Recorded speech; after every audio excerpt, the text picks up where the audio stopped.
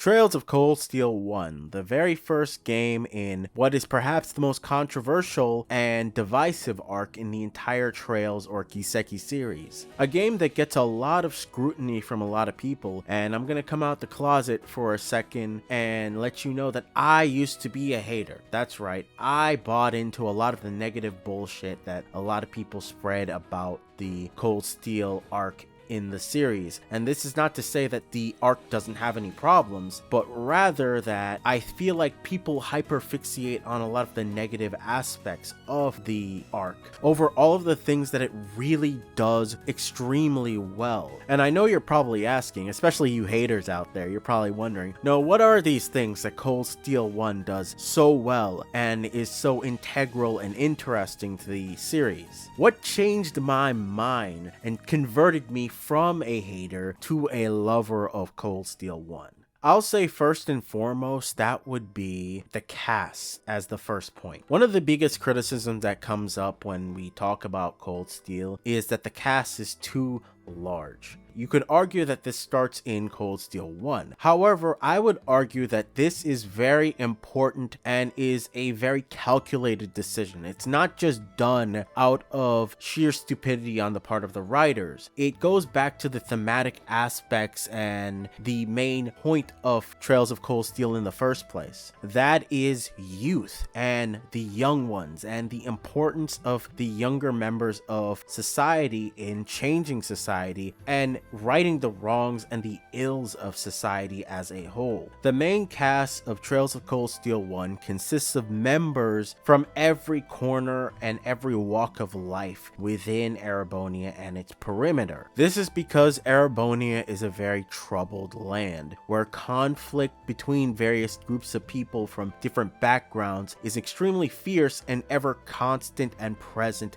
in the political landscape of their society. Class 7, the main characters of Trails of Cold Steel 1, is a class made up of both commoners and nobles, the main groups at odds with each other in Erebonian society. This class in and of itself is a massive experiment to see if such an organization would work in the first place. You've got nobles like Eustace Alborea, you've got more so government and politically active commoners like Machias Regnitz, a member of the merchant class commoners in Elisa Reinford, an extremely old-fashioned and traditional noble in Lara Arceid, outsiders to Erebonian society like Gaius and Fee, and extremely weird circumstances that don't necessarily fit into any one box like our main protagonist Reen Schorzer. I'm attempting to be as vague as possible as not to spoil the specific circumstances and how they fit into the general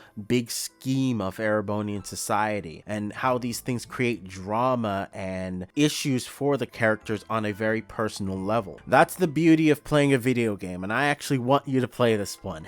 I also think the massiveness of the cast also communicates the vastness of Erebonia as a country and as a society. The sheer scale and the number of people present in Erebonia completely dwarfs the other countries and societies we've seen before with Liberal and Crossbell. Though the obvious trade-off is that because we have so many characters, it's impossible to really focus as much on individual moments with every single character. And there are certain design flaws that I would critique, such as bonding mechanics of the Cold Steel game that started in Azure, by the way. I just want to throw that in there for some of you Crossbell dick writers. Even though I love Azure, I just feel like that needs to be said. But even still, I don't think it's anywhere near as bad as some people will portray it as online. And I think that the characters are extremely lovable if you put your focus on them via bonding events and genuinely trying to understand and deconstruct why the characters are the way they are in the story. But the characters are only one piece of the puzzle. Ultimately, the characters live in a big ass fucking world. So where does the world and the setting fit into this whole idea about Erebonia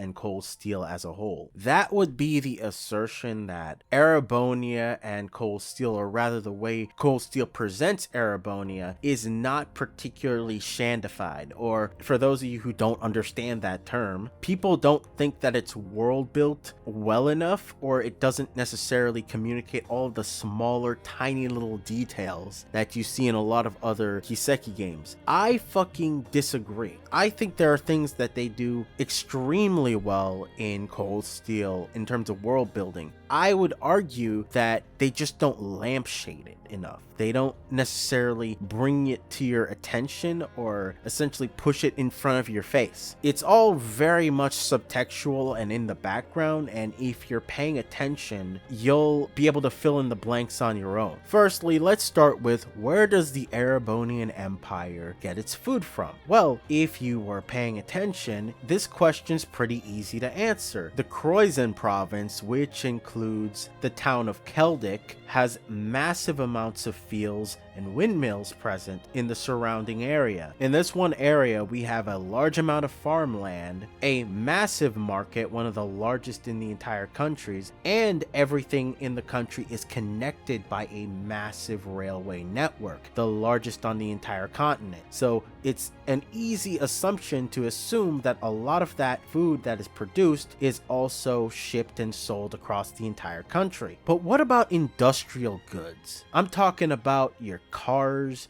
your mechanical appliances, so on and so forth. Well, Ruhr is a perfect fit for our industrial town. It's a town full of engineers. It is the center of the largest manufacturing company in the entirety of Erebonia, and is located very close to a massive mine containing all sorts of ore and natural minerals that can be used for constructing these goods. And once again, it is connected by the largest railway network on the entire Zamorian continent. But machines are passé. Who cares about mechanical goods and whatever the fuck? It's all about the fashion, baby. The chains, the diamonds, the clothes. Where's that produced in the Empire? Well, I think Boreahard is a perfect fit for this. It's the city with the largest amounts of clothing stores in the game. It is known for its production of fur, and if we're talking about jewelry, it has an entire artisan road, an entire street full of vendors that produce accessories and jewelry. Boreahard is also a cultural center, a city filled with large amounts of nobles, a cathedral, statues, and extremely old architecture and waterways. As the capital of its province, it has a massive military base very close by, a major airport, and is connected to the railway network. Now that seems pretty fucking detailed and world built to me, if I do say so myself. I want to reiterate that it's not that Cold Steel doesn't have world building or doesn't have a particularly large amount of world building, it's that the games don't spotlight it as much as, let's say, Liberal does, because with Liberal or the Sky games, there's so many things, so many new ideas being introduced because they're the first arc, the first games in the entire series. So they're really trying to build out the world on top of everything else that's going on in those games. Whereas a lot of things are already established in Cold Steel, and there's an expectation that maybe you've already played the other games. So less time is spent on lampshading all of the world building that's going on, and more time is spent on the major narrative, including the political strife that clouds over Erebonia, which is my third point, and the major thing that I think really draws people into the story of Cold Steel 1 is the underlying political instability that clouds every aspect of the game. It's very easy to be deceived by the very start of Trails of Cold Steel into believing that the nation of Erebonia is in a particularly healthy state by the looks of the society. The society is wealthy, it's clean, it's prosperous. However, the underlying underlying political instability that plagues the country at the start of the game becomes more and more apparent as the game progresses forward. In the very first chapter, you're greeted by the class conflict going on between commoners and nobles. This also extends into the government level, not just the civilian level, as we have organizations like the Railway Military Police beefing with the provincial armies controlled by the nobles. This is very obviously not a healthy sign of a country that is stable, peaceful, and prosperous. This also extends to external conflicts with the Erebonian Empire's old enemy, the Calvard Republic to the east, and just how delicate the situation is between them and Calvard, and how one misstep could possibly lead to a massive war and the deaths of thousands of people, as we see in Chapter 3 at the Nord Highlands. Every chapter adds something to this conversation and adds a different layer of understanding to the current situation in Erebonian society, as well as introducing our characters, these children, to these ideas and having them think about their place in their society and what they want for their country. This is all happening while they are learning about each other, learning about themselves, growing as people,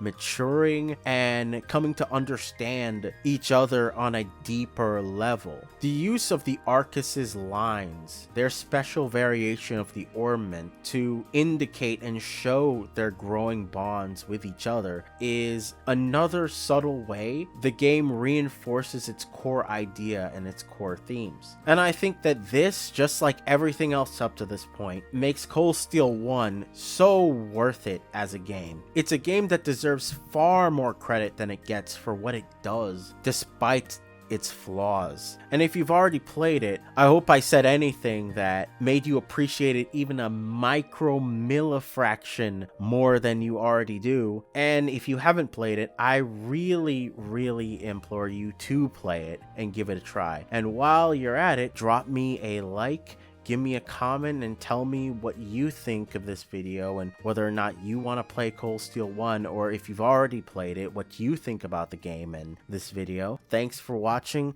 Really appreciate you sticking through this whole video, and I will see you once again in the next one.